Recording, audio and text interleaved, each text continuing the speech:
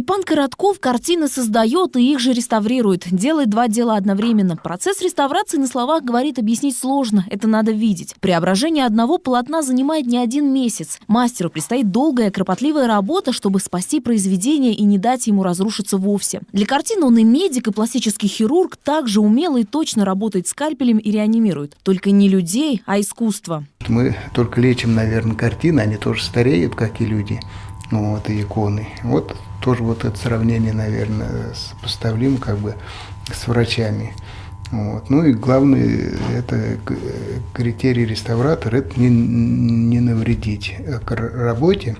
Эта икона уже прошла половину пути своего преображения. Сейчас реставратор восстанавливает только одно поврежденное место. Остальной части полотна не касается, чтобы не разрушить живописный слой. Вот таким точным путем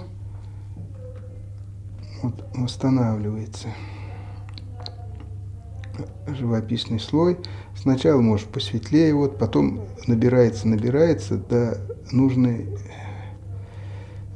тона.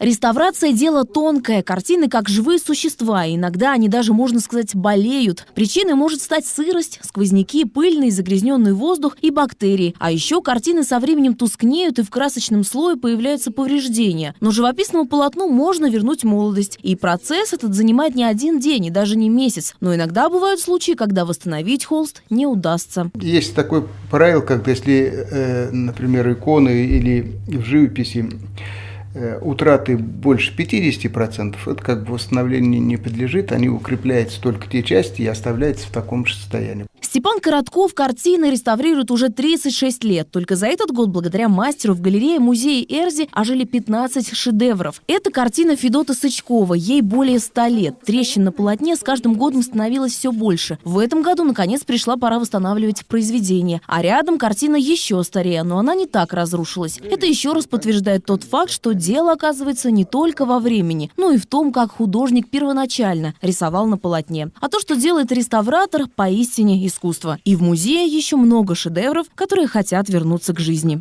Кристина Марценюк, Евгений Фролкин. Народные новости.